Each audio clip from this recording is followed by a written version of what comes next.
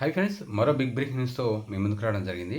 2024లో అధికారంలోకి వచ్చిన కూటమి ప్రభుత్వం, ఏదైతే కూటమి ప్రభుత్వం పరిపాలనలో ఏ వర్గము హ్యాపీగా లేదు అని, ప్రభుత్వ ఉద్యోగులు కూడా హ్యాపీగా లేరని రాజకీయ విశ్లేషకులైతే చెప్తున్నారు. ఏదైతే ఇప్పుడు ఉద్యోగులు మొత్తం ప్రభుత్వంపై పోరాటానికి సిద్ధంగా ఉండేందుకు, అలాగే పోరాటానికి పిలిపించినట్లు సమాచారం.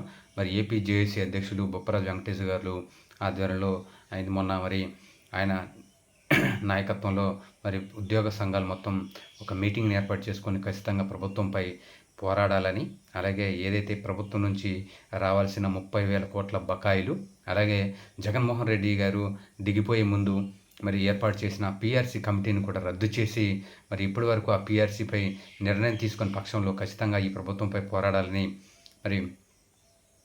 ఉద్యోగ సంఘాలు అయితే నిర్ణయించినట్లు సమాచారం. ఏది ఏమైనా సరే దాదాపు 30,000 కోట్ల రూపాయలు ప్రభుత్వం నుంచి బకాయిలు రావాల్సి ఉందని నిన్న బొప్పరాజు వెంకటేశ్వర గారు ప్రకటించిన నేపథ్యంలో వీటిపై త్వరలోనే, అంటే ఒక 15-20 రోజుల్లోపే నిర్ణయం తీసుకోవాల్సిన అవసరం ఉందని, లేకపోతే ఖచ్చితంగా ప్రభుత్వంపై పోరాడేందుకు ఉద్యోగులు సమాయత్తమవుతామని, ఖచ్చితంగా ఈ ప్రభుత్వానికి బుద్ధి చూపుతామని బొప్పరాజు వెంకటేశ్వర గారు అయితే చెప్పారు. మొత్తానికి ఉద్యోగులు ఇప్పటికైనా మేల్కొని పోరాట పటిమను ఖచ్చితంగా ఆ ఫందాను తీసుకున్నందుకు రాజకీయ విశ్లేషకులు అయితే ఇప్పుడైతే అప్రిషియేట్ చేస్తున్నారు.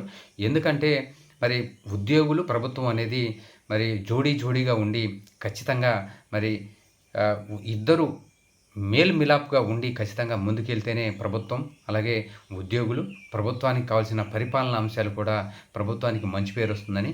కానీ ఈ కూటమి ప్రభుత్వం ఉద్యోగులకు మంచి చేసే విధంగా అయితే కనిపించట్లేదని కూడా విశ్లేషకులు భావిస్తున్నారు. ఖచ్చితంగా రాబోయే రోజుల్లో ఉద్యోగులు ఎటువంటి పోరాటాలు చేస్తారో చూడాల్సిన అవసరం ఉంది. Thank you.